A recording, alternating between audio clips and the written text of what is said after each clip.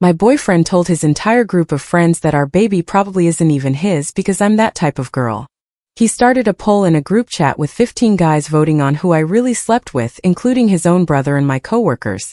Then he announced at the family 4th of July barbecue in front of 50 people that he would get a DNA test to finally expose this lying girl. His mother stood up and hugged him, saying, "I'm so proud that you won't let them trick you like your father." His drunk uncle started to clap slowly. His sister filmed my face for the family group chat. His friends cornered me in the kitchen, calling me every imaginable name while their girlfriends laughed. I am 7 months pregnant. I have been with Remy for 2 years and 4 months. I have never cheated on him. I have never even thought about cheating on him. And 4 days ago at his family's 4th of July barbecue in front of about 50 people, his parents, his aunts and uncles, his cousins, his friends, and even strangers, he stood up with a beer in his hand and announced that he would finally get a DNA test because he was tired of wondering if this baby was his, since I am that type of girl. Now I'm sitting in my childhood bedroom at my parents' house, trying to understand how I went from planning my baby's nursery to this. I met Remy 2.5 years ago at my friend Freya's birthday. She had rented a section of a downtown bar, and Remy was there because he knew Freya's boyfriend, Radford, through a recreational sports league. We talked most of the night. He was funny, cute, attentive. He remembered details of what I said, something almost no guy I had dated could do. We exchanged numbers, started texting, and 2 weeks later we had our first date. For the first 1.5 years, everything went really well. I felt like I had found my person. He met my parents after 6 months. I met his around the same time. His mother, Valerie, was always cold, but Remy said she was like that with everyone. His father, Franklin, was quiet and pleasant. His younger sister, Chelsea, 23, was friendly. She commented on my posts and we chatted at family dinners. Nothing deep but fine. After 14 months, we moved in together. We got a 2-bedroom apartment, split the rent, and started building a life. I believed we were solid, that we were heading towards an engagement. We talked about rings, children, the future. And then I got pregnant. It wasn't planned. I was on birth control, but apparently I'm part of that lucky statistic. When I told him, Remy stared at the wall for 10 minutes surprised, but then he said, "It's okay, we can do this. We'll figure it out." For a few weeks, he seemed genuinely enthusiastic. He was looking at cribs, we talked about names, he even told his family before he was ready because he was excited. But something changed. Around the 3rd month, the comments started. "Who are you texting? Where were you? Why didn't you respond for 40 minutes? I showed him my phone 1,000 times. No problems, no secrets. But the look of suspicion remained on his face. I thought it was anxiety about becoming a father. I tried to be patient, reassure him. I even offered him access to my location. He accepted, and still it didn't get better. In the 4th month, I discovered the group chat. Remy has a group with high school friends and others who joined over time. About 15 men in total. I saw him asleep on the couch with his phone unlocked. I wasn't snooping. I just wanted to move it so it wouldn't fall. But a message from Justin came in. "Bro, any news on the situation?" Something inside me just knew. I opened the chat. My legs gave out and I sat on the floor. There was a 3-week message thread. Remy had told them he was almost certain I cheated on him and that the baby wasn't his, that I was that type of girl, that I was acting differently, that I was too calm about the pregnancy, which, according to him, meant I was hiding something. The 15 men, including his own brother, Hank, created a poll titled, "Who She Really Slept with options including Hank himself, 3 of my coworkers, a friend's husband whom I barely know, and an option called Random Tinder Match. They voted, made jokes, left disgusting comments. Hank responded with laughter. "You guys are wild, but it wouldn't surprise me." His own brother implying he had been with me. I closed the phone and Remy was still there, sleeping, snoring. Peaceful, as if nothing had happened. I woke him up. He tried to take the phone from my hand, which confirmed everything for me. He said it wasn't serious, that they were just joking, that guys talk like that. I asked him if he believed the baby wasn't his. He couldn't look at me, only turned his head towards a blank TV screen. We argued until 3 a.m. I cried. He defended himself.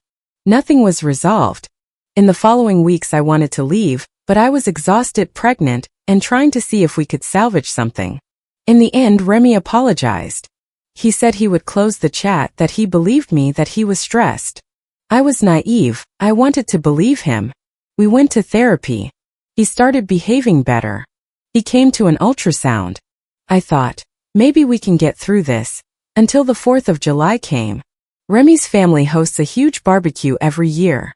It had always been a pleasant experience, but this year Valerie barely looked at me. Chelsea watched me and whispered with friends. I thought I was paranoid until, not 2 hours after arriving, Remy went up the porch steps to speak. People gathered. He had a beer in his hand and an expression I didn't recognize. He said he had been thinking about honesty, family, what it means to be a man.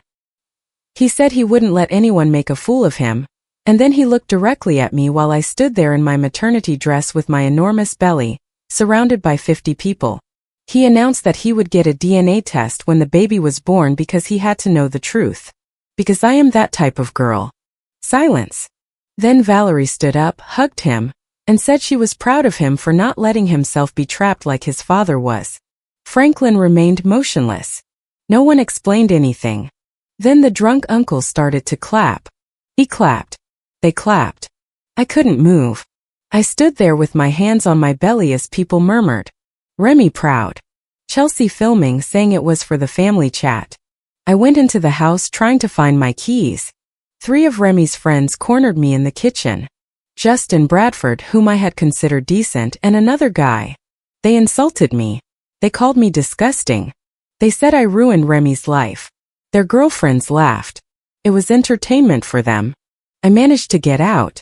I drove to my parents' house without remembering the drive. I collapsed into my mother's arms. 33 messages from Remy. First angry, then confused, then pleading. Valerie sending messages saying I was a liar, and then to stop being dramatic. Chelsea posting thinly veiled insults on Instagram about snakes and karma. I am 7 months pregnant. I never cheated on him. I gave him passwords, locations, absolutely everything. And still, he stood in front of 50 people to humiliate me. I don't know how I got here. I don't know how to respond to him. I don't know how to raise a child with someone whose family treats me like this. I don't know how to someday explain to my baby that their father publicly announced he believed they weren't his. After posting, I had a moment of clarity. I was lying in my old room looking at the ceiling, and I understood that I had 2 options. Continue hiding at my parents' house, ignoring every message from Remy while he made up any story for his family, or face this head-on and force him to tell me to my face what he had been spreading everywhere. Face-to-face, no edited texts, no time to manipulate anything. I sent him a single message saying I agreed to talk, but in a neutral place and that I would be accompanied by my mom. 30 seconds later he started calling me nonstop. I didn't answer. I just reiterated by text that if he didn't accept those conditions, then there was nothing to discuss. Reluctantly he accepted. He tried to negotiate. He insisted that my mom didn't need to be there, that it was an issue between him and me. I reminded him that he made it a public matter in front of 50 people, so he no longer got to decide who participated. He stopped texting for 2 hours. Finally, he said it was fine, that we would meet at a restaurant near my parents' house. The meeting was 3 days ago. It was Saturday afternoon when my mom and I arrived first and sat at the back.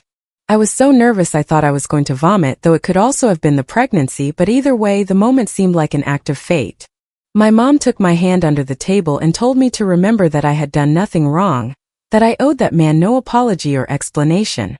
Remy arrived 10 minutes late, clearly on purpose, as if he wanted us to wait for him. And before I could open my mouth he started talking about how badly I had left him, how I ran away, how stupid I made him look, how I never gave him a chance to explain himself. I felt my mom squeeze my hand. She was holding herself back from tearing him apart right then and there. I let him finish his speech and then I asked him a single question, to tell me right then and there what proof he had that I had cheated on him. Not feelings, not hunches. Proof. Remy started playing with the sugar packets, avoiding my eyes. He said it wasn't about evidence but about patterns. I asked him to name them. According to him, I was distant since I got pregnant. I reminded him that a human being was growing inside my body, that I was exhausted, nauseous, experiencing hormonal changes, with everything that entails. Then he said I was always on my phone. I reminded him that he had my location, my passwords, and knew exactly who I was talking to all the time. Then he blurted out that it wasn't about what he could prove, but about what he felt. I just stared at him because how dare he destroy my reputation based on feelings. My mom intervened. She asked him if he understood the level of damage he had caused, not just for the accusation, but for making it public, for involving his family, for that group chat, for the humiliation in front of 50 people. She asked him if he had any idea what it meant for me to stand there, while his mother celebrated my supposed betrayal. Remy's face changed. He tried to justify his mother, saying she was just supporting him. My mom laughed in disbelief and asked him if he believed that humiliating the mother of his future grandchild was support. Remy started getting defensive. He said we didn't understand his family, that they had been through things, that his mother had reasons to protect him. I asked him what those were. He didn't answer. So I insisted. I asked him what his mother meant when she mentioned she was proud of him for not letting himself be trapped like his father. I asked why Franklin practically wanted to disappear when she said that. Remy tried to evade, but in the end he confessed. It turns out his mother got pregnant on purpose to keep Franklin. She admitted it in a family fight years ago. He stayed out of obligation. Their marriage has been miserable ever since. And Remy grew up hearing his mother repeat that women trap men with pregnancies. That's when I understood everything. She has been projecting her own guilt onto any woman who gets close to her son for decades, and he simply believed her without wondering if his mother, on this very topic, was the least objective person in the world. I asked him if his mother had said things about me. He downplayed it. Then he admitted that yes, insinuations about how convenient my pregnancy was, comments about me having an agenda, warnings for him to protect himself before it was too late. And Remy believed her. He believed a woman who confessed to having manipulated her own husband to tie him into a marriage. My mom asked him if he thought she had raised me to be a liar. He said no, that he was just confused. My mom responded that that confusion was a choice, that he chose to believe others' projections over the woman carrying his child. Then Remy started to break. He said he made a mistake, that he knew he had ruined it, that he didn't know how to fix it. I asked him if he finally believed I hadn't cheated on him. He said yes. I asked him why now, and he said because he looked at me, saw how hurt I was, and knew I wouldn't fake that. That sentence almost made me stand up and throw my drink in his face. He had to see me destroyed to believe me. I asked him about the group chat, about the poll, about his friends insulting me in the kitchen while their partners laughed. He said he had already spoken with them, that it was all a misunderstanding. No one apologized. Not one. I asked him about Hank, his brother, who voted in a poll about who I supposedly slept with. Guy humor, he said. I explained that there was nothing funny about ridiculing the mother of your own brother's child. Finally, I asked him what he thought would happen now. If he thought I was going to go back to his apartment as if nothing had happened. He said he hoped we could get through it, that he would do whatever it took to regain my trust.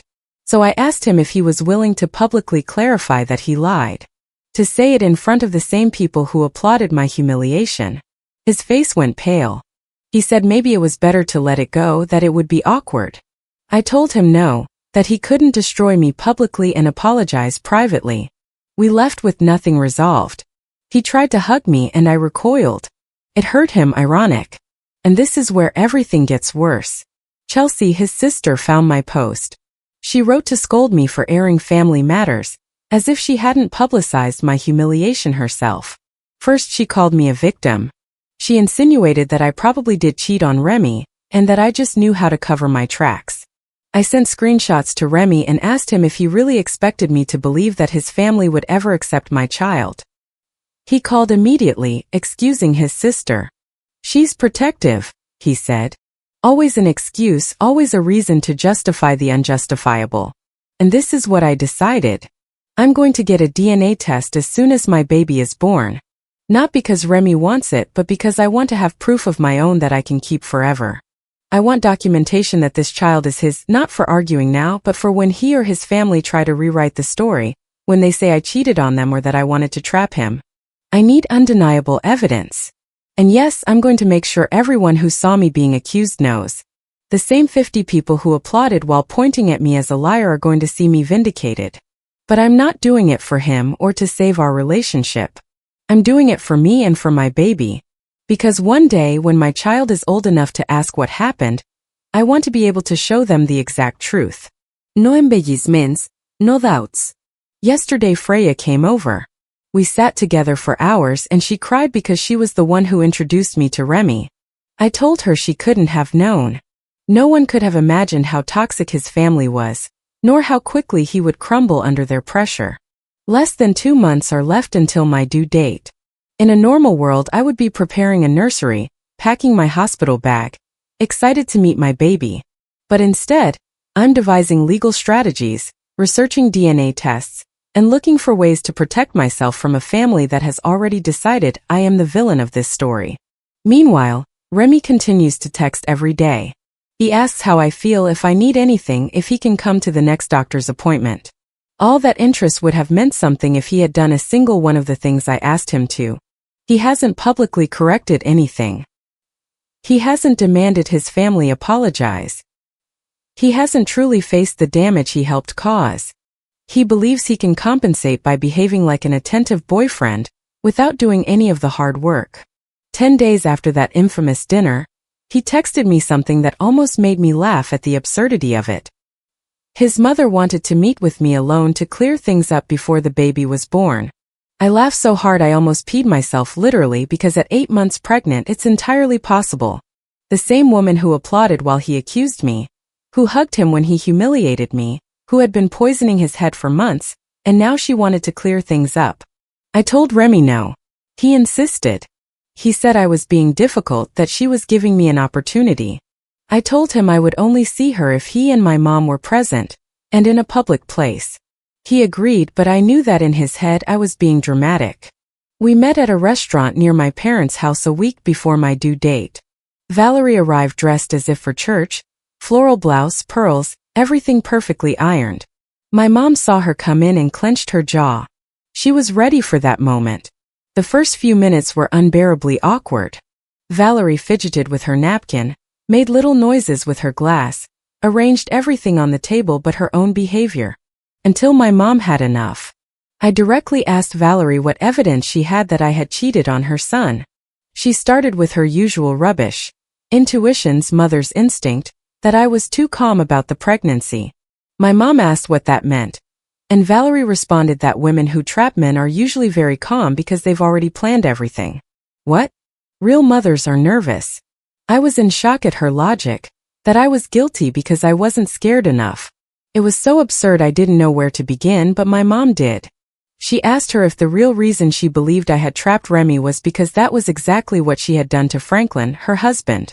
The silence was immediate, heavy.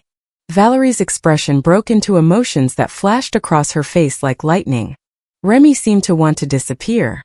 She looked at us as if we had betrayed her by revealing something we all already suspected. And then she said something I will never forget. That she knew exactly what type of woman I was. That women like me were everywhere, looking for men to cling to, getting pregnant on purpose, looking at their partners like meal tickets. I raised my hand to stop my mom. This was my moment. I told her that the only person at that table with experience trapping a man was her, that she had lived 30 years in a miserable marriage that she herself had manipulated, that she had projected her guilt and her wrong decisions onto me because she couldn't bear to admit that not all women operate like her, and that if she wanted to talk about women clinging to men for security, she should look in the mirror. Valerie turned red, but furiously red. She turned to Remy and demanded he shut me up. She demanded he choose, and for the first time he didn't fold so quickly. He told her she was wrong, that she had fueled his suspicions instead of helping him think, that she pushed him to humiliate me, and that he had let it happen. Valerie acted as if she had been stabbed.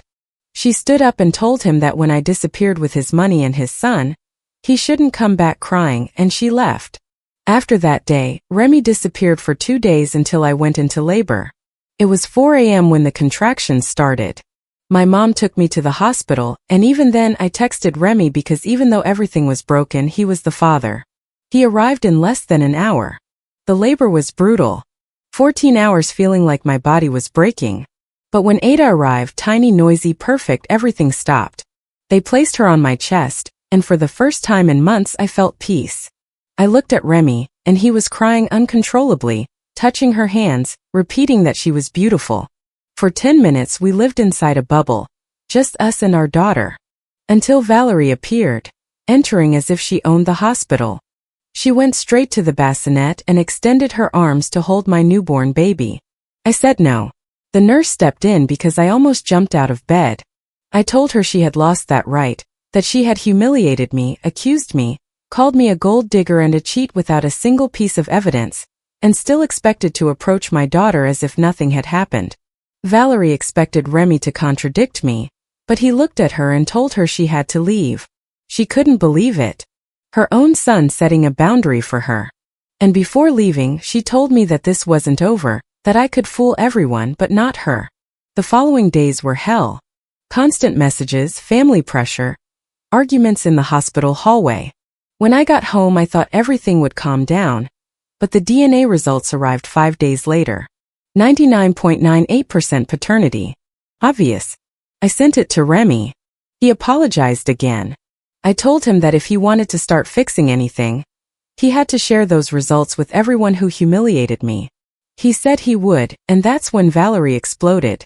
She said the tests could be faked, that I probably knew someone at the lab, that DNA proved nothing. Franklin couldn't take it anymore and exploded. He yelled at her that she had been ruining everyone's lives for years, that I had done nothing wrong, that she needed to apologize or she would lose her son.